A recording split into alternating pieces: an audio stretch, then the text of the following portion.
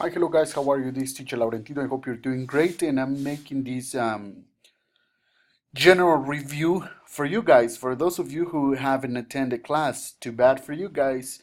So you will have to get this through a video. So general review, verb get as a phrasal verb.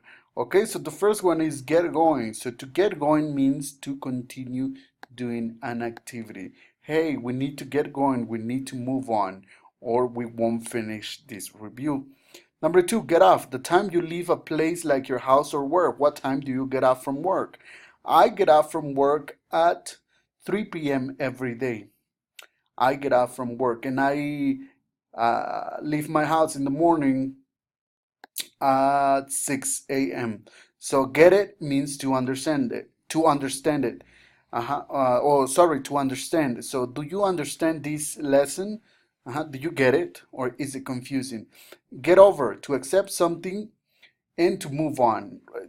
This is actually a very good example when you are, or when you break up with your husband, or sorry, now your husband, but with your girlfriend, right? And you are so hurt, so broken, right? So that's when your maybe your best friend, your family members, they're gonna tell you, hey, come on, Laurentino, come on, Pepe, come on, get over it. That's it. To get used to accustom. Uh-huh. I haven't gotten used to making videos. I still get nervous, to be quite honest. Okay, so I haven't accustomed to making videos. So now get home, to arrive. What time do you get home from work?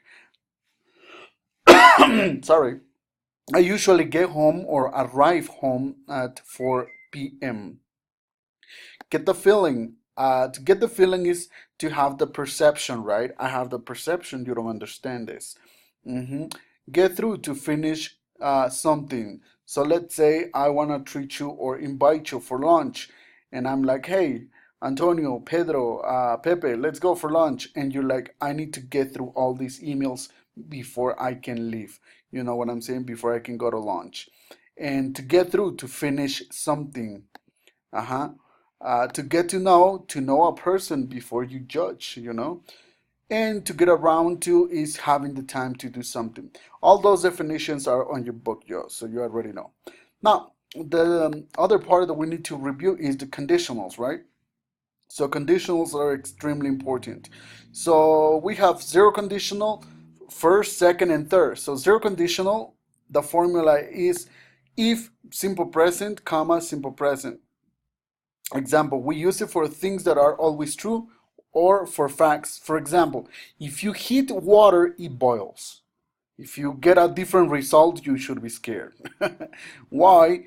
Because this is always true. If you heat water, it boils. I mean, it has to boil. It's a fact.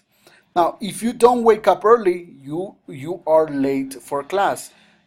Definitely. If you don't wake up early, you're late for class. Okay.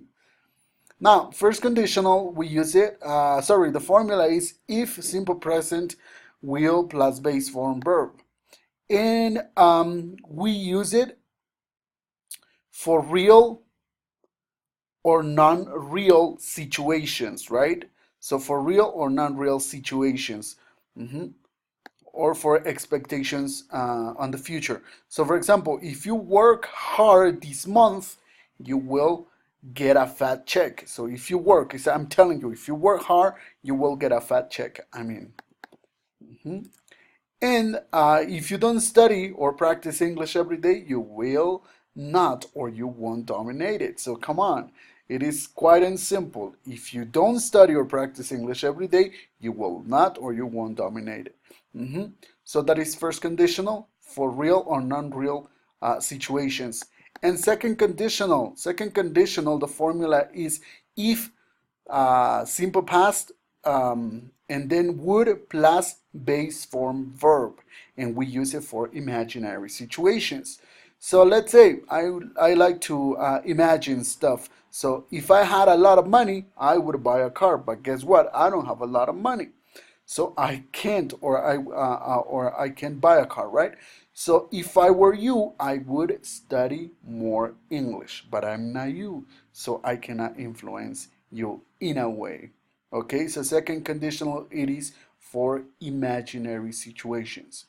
Now, third conditional, the formula is uh, if plus if, and then past perfect, and then would plus have plus past participle. So for example, we use it for things that happen in the past and cannot be changed. Okay, so for we use it for impossible situations. Why impossible situations? Because they already happen. Okay, they already happen. So for example, let's say you had a party yesterday. And I didn't go to your party. Your party finished, okay? And your party finished, and I didn't have fun because I didn't go or I couldn't go. So I can say, if I had a gun, past perfect, if I had gone to your party yesterday, I would have had a lot of fun. I would, right? I would have have had a lot of fun. But guess what? It's an impossible situation. I cannot have fun anymore because you already had your party yesterday. That's it. Okay? We are in the now, right? So it cannot be changed. Okay, guys? So that is third conditional for impossible situations. And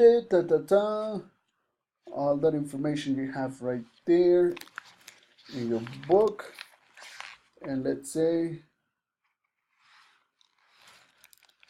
also remember that we had, or that we did, the modals, modal verbs. We had the modals can, could, might, may, will as a modal verb. And what else? Must, must,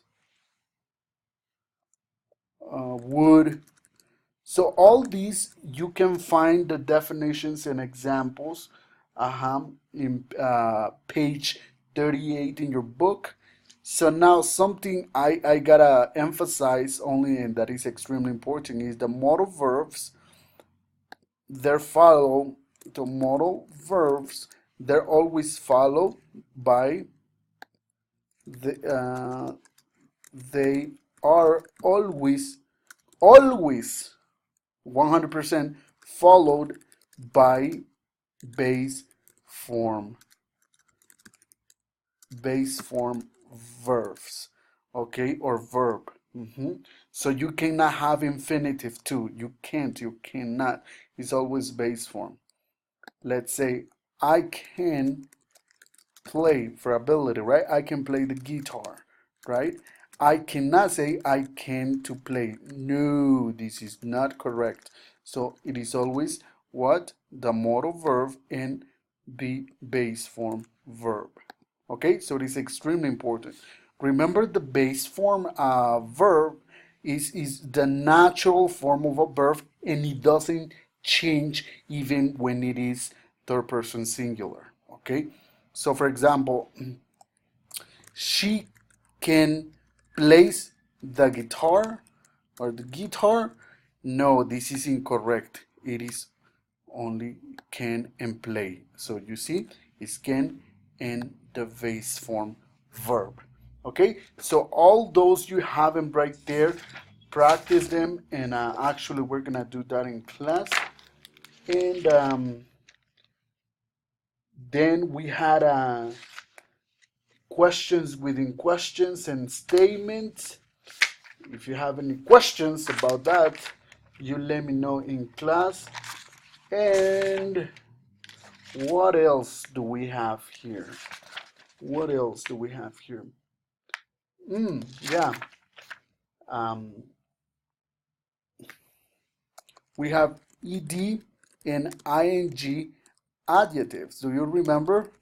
Yeah, for some of you, you'd like, no, I don't remember. I know, because you didn't go to class, or you didn't attend class this month. So just remember that that an adjective, mhm, uh-huh, an adjective that oops, that ends in for example, what is it? ing.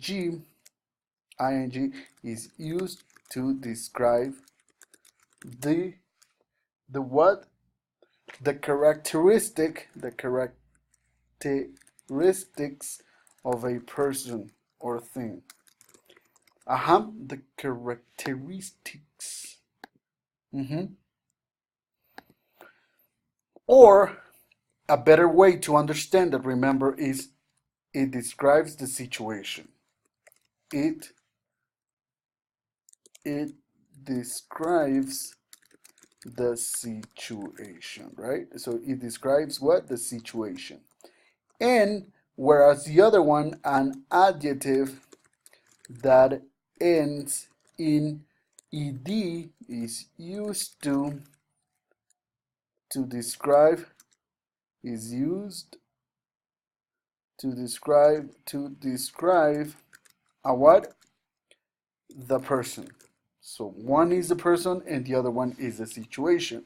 So maybe some of you, because you didn't go to class, maybe right now when you watch this video, you're gonna be like, this video is confusing. Huh?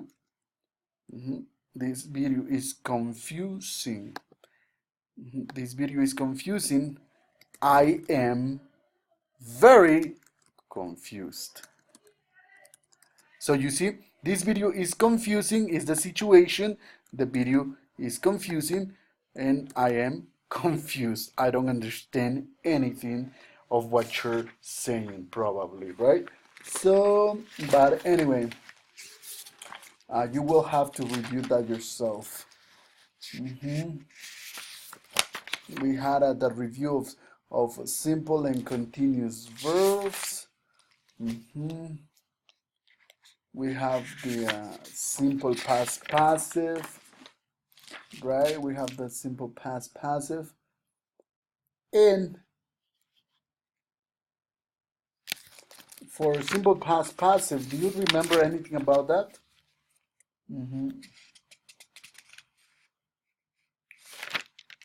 We have simple past passive. And let's put an example for simple past passive, right? So simple past passive. Simple past passive, right? Okay. So there is an example, and you have this in your book, right? So there is an example. It says a person saw a bank robbery in downtown Mexico City. A person saw, this is an active, right? Sentence. Saw a bank robbery in downtown Mexico City, Mexico DF. Well, now it's called Ciudad de Mexico, Mexico City. So that is an active voice, right? Active voice. And we need to put that in passive. Kind of passive active, kind of confusing. Okay, so passive voice is, we need to put it. So how do we do it? Oops, sorry.